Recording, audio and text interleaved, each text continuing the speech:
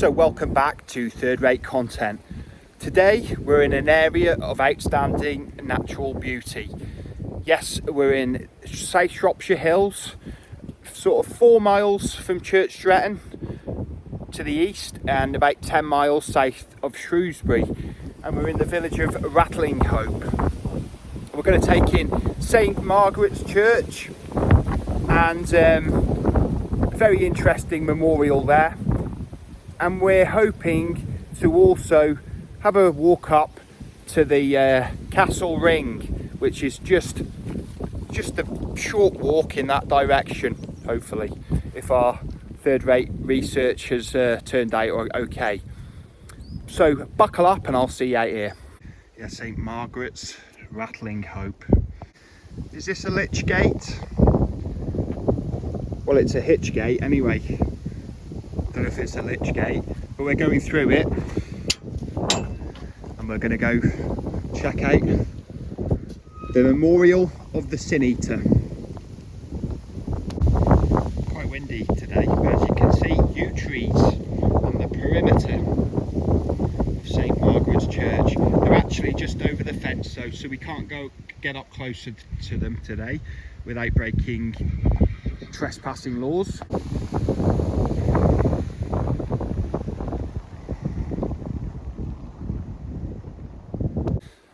Yeah, Ratlinghope is a small village of, on the last census, 108 inhabitants, and it's spread out across the valley behind me on either side. Yeah, and considering it's such a small place in a very remote area, Ratlinghope has featured prominently on several TV programmes and other media. Ratlinghope featured in Gazelle and Pascoe, the 1990s BBC Odd Couple detective show.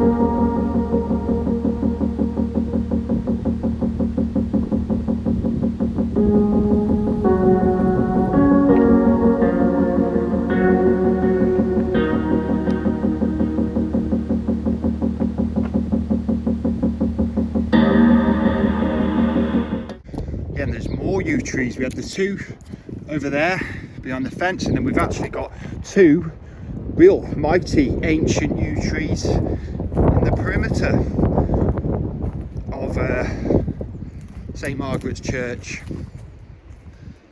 Goodness knows how old they are though. And as I've said probably before, yew trees, some say they were planted on church grounds to stop cattle encroaching onto the cemeteries and eating the grass, and others say they were planted by the pagans way before Christianity. And when you think about it, most churches are built on the sites of previous pagan places of worship, so it could well be the latter.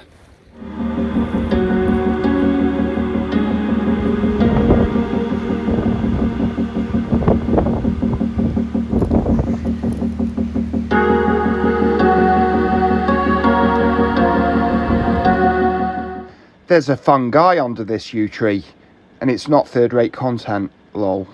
But if anyone knows what it is, please comment. Yeah, some of the gravestones and memorials looking in a bit of a sorry way. Can't even see who's memorialised here.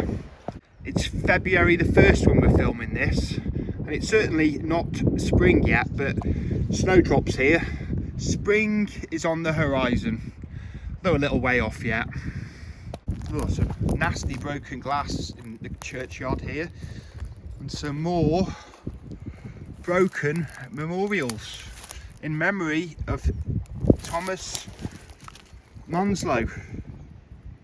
History and mystery. A Munslow's memorial lies shattered under the yew tree, while nearby what I presume is his relative, the last Sin Eater, and his family are honoured on their memorial. Another one here at the foot of the yew tree.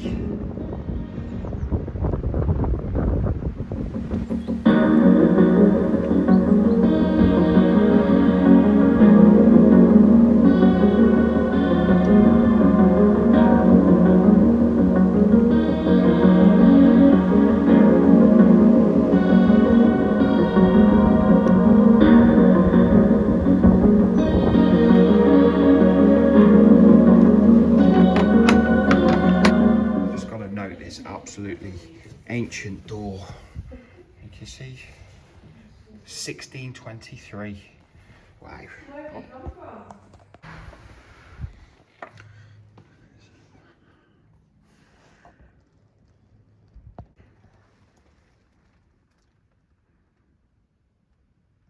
The font. Don't think that font, although it looks mighty old, it's anywhere near as old as the missing Knights Templar font. And it's definitely not the same. So the search can't continue here in Ratlinghope. Of course, Ratlinghope was also featured, and the location of the green grass of home, the main location. If you remember it, back in about 2008, it featured Boise, the actor who played Boise. It wouldn't be right, and I forgot to say it in the church. Something must have been having a brain thing going on. John Chalice played Boise. The late great John Chalice played Boise in both one of the greatest British sitcoms of all time, Only Fools and Horses, and its spin-off show, The Green Grass of Home, as I said, set in Ratlinghope. John Chalice also narrated a very fine series of videos about Shropshire and its history and mythology. It's available to watch here on YouTube. I'll leave a link to it in the comments. And this all needed to be said, of course. So I'm putting it right down here at TRC Studios. No expense has been spared, I can assure you. Anyway, back to the video. A little bit like Vicar of Dibley, but not even as good as the Vicar of Dibley. It wasn't the greatest TV programme, but it was also based here in Ratlinghope in South Shropshire. Very interesting.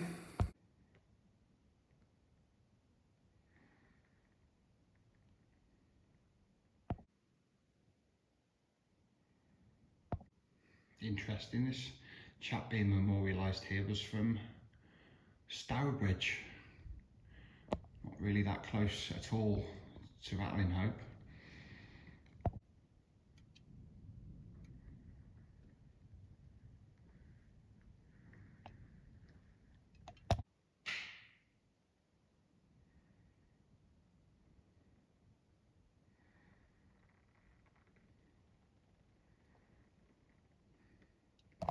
Of course, coal miners was a reserved occupation. They didn't have to go and fight in either World War I or World War II because it was a very, very dangerous job at that time.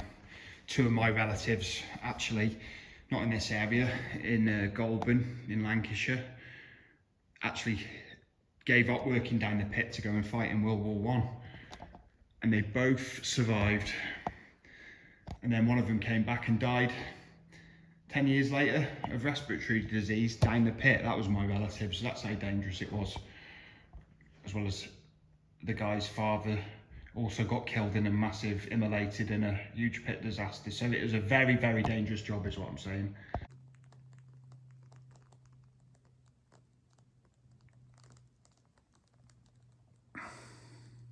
This is the actual Great War Memorial.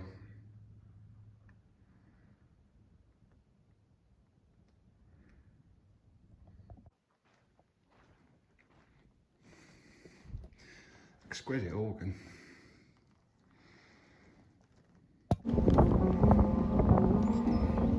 Very interesting memorial.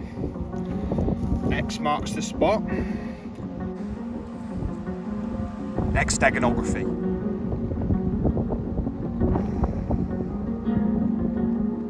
Yeah, what we have here is the memorial to one Richard Munslow, who was the last sin eater in England, who passed away in 1906. Richard Munslow revived the very old tradition of sin eating, which was a Welsh marches tradition that went right back, but he revived it after a very much personal tragedy in his family, as his 4 children, young children, all died of the scarlet fever in the late 1800s. Originally, sin eaters would eat and drink over the laid out corpse of a recently deceased parishioner in their parish, The idea was that they were bringing out the sin over them. This tradition died away. Sin eaters weren't generally well thought of by their fellow villagers, and was usually paupers who would be brought in and given a meal or food to do their dubious task. But Richard Munslow was quite a well-to-do local farmer. Obviously experiencing the tragedy, he brought this tradition back, and he did this until 1906 when he passed away. He was very well thought of by his people who lived in the village with him in Ratlinghope, and they all contributed to have this fine memorial erected after his passing. Each four sides of the memorial also sort of remember his children. What's also interesting is more recently in 2010, the villagers of Ratlinghope all contributed once again for his memorial, Richard Munslow's memorial, to be restored. And there is also, not yearly I don't think, but there is also a Sin Eater festival that happens round here, round the Ratlinghope area. So here lies Richard Munslow, England's last Sin Eater. Yeah, and another TV appearance for Ratlinghope was in 2010. Paul Heaton, I think he's the singer out the beautiful south. I don't really know much about them, but he came here on his cycle tour, televised cycle tour of England. I didn't watch it, but I've just read about it on Wikipedia. And he called here and he stops at the Horseshoes Inn, which is nearby. So it really is. It's had more TV appearances than people live here. That's a slight exaggeration.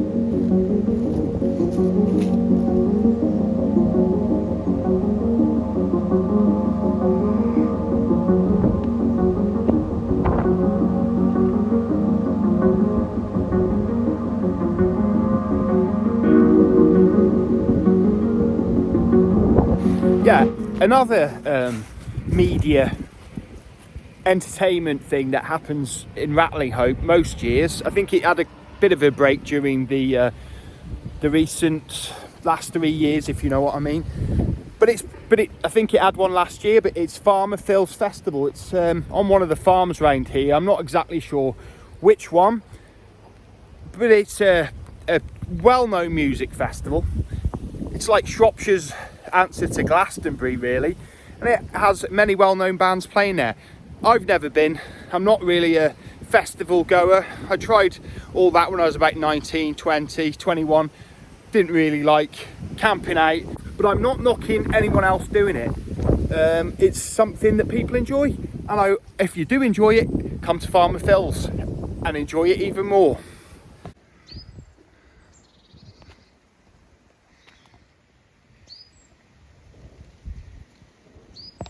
Now, I always said though, if Half Man, Half Biscuit headlined Farmer Phil's Festival, I'd go to it just for a day though. I wouldn't camp, but they haven't headlined it yet, because Half Man, Half Biscuit, but they wrote an amazing song all about this area, so that's another claim to fame. Descent of the Stiperstones.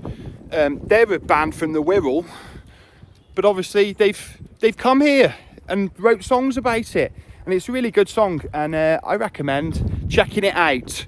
But I'll probably talk about it again when we do the Stiperstones, which will be this year, because we're going to be coming back to this beautiful, magical area several times, I hope to, when the weather gets a bit warmer. Just having a trial up here now, start of February.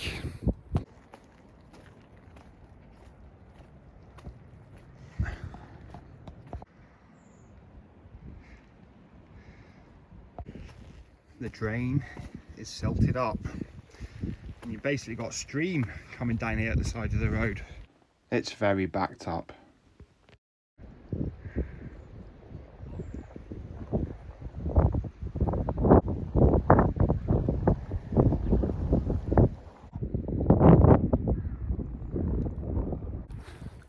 Yeah, well, it's great to be out in this absolutely beautiful countryside, and I feel so lucky to live here and be able to get out, enjoy it and document it.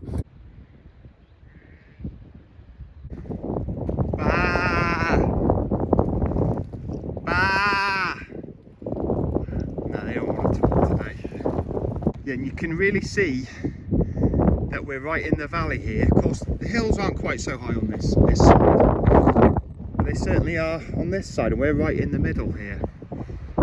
Ah! No, I still don't want to know.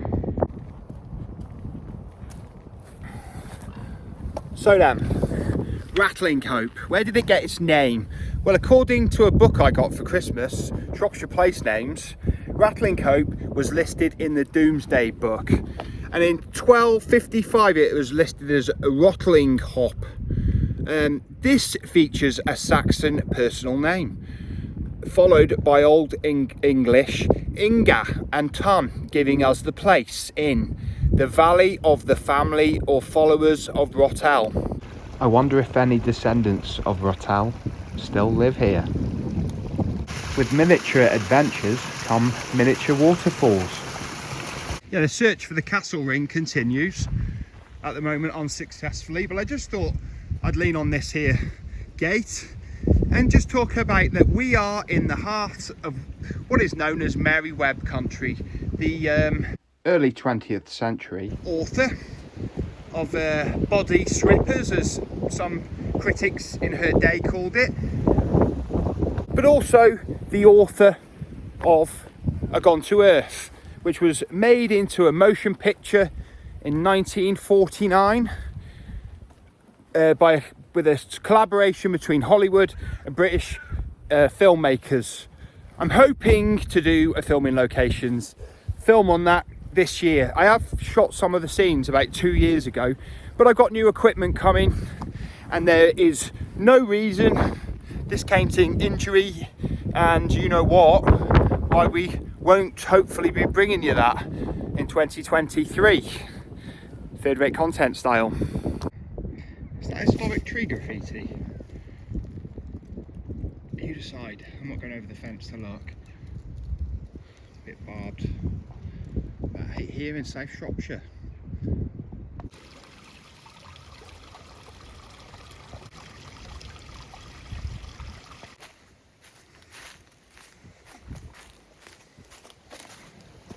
Big boggy here.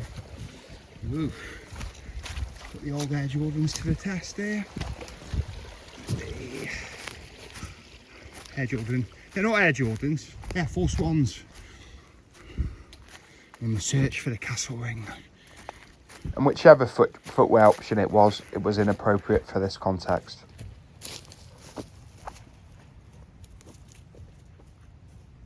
Is this cut dress stone or just random? Again, you decide.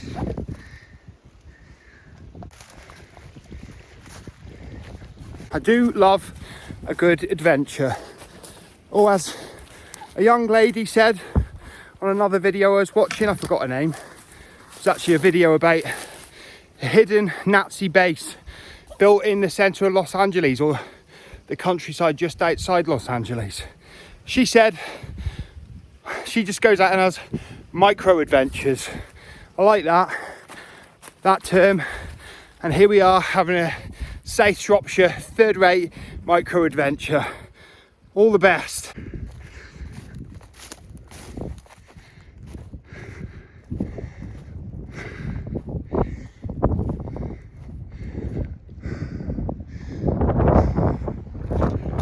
Yeah, I'm afraid it's a yeah, no. I've been all over these hills. I cannot find the ring fort anywhere, but I'll tell you about it. It's a thought to be possibly Iron Age hill fort, but there's a lot of things that don't make sense about it. There are no actual remains, just earthworks. It is listed in some places as a timber framed medievally sort of castle fort, but there's no evidence for that, and there isn't really any evidence for it being an Iron Age hill fort, because it's only got earthworks on three sort of sides of it with an open part at the front, and it is thought by some again to have been a cattle corral, but lots of people think that's a very strange thought or idea, speculation, because who would keep their cattle on full display in the Iron Age on top of a hill. It's just like advertising possible cattle rustlers that you've got a lot of header cattle. So there's a lot of questions to be answered. Not namely, where is it? I found it on Google Earth, but that is a lot easier than finding it in the real world. And of course, you have to climb over a lot of fences with barbed wire. Not really advisable, and sort of partially illegal. Although trespassing is only a civil offence, and I'm not going with any intent to actually steal cattle or do any harm, but it isn't really advisable. So leave all the trespassing to third-rate content, and I'll get caught and told off. But we may well come back here and try and find the ring fort again. We are going to be coming back to, as I said, to this part of Shropshire in future. But I've had a lovely, enjoyable, I enjoy them all, as you know. I wouldn't be doing it if I didn't enjoy them. But lovely, enjoyable February the 1st here in Ratlinghope. Hope you guys enjoyed it too, and thank you for watching to the end. If I don't see you soon, I'll see you 3 times as soon. Don't forget to leave a like, subscribe, and by all means do hit the notification bell if it helps scratch your third-rate content itch. But if I don't, but anyway, third-rate content, sign out, bye bye.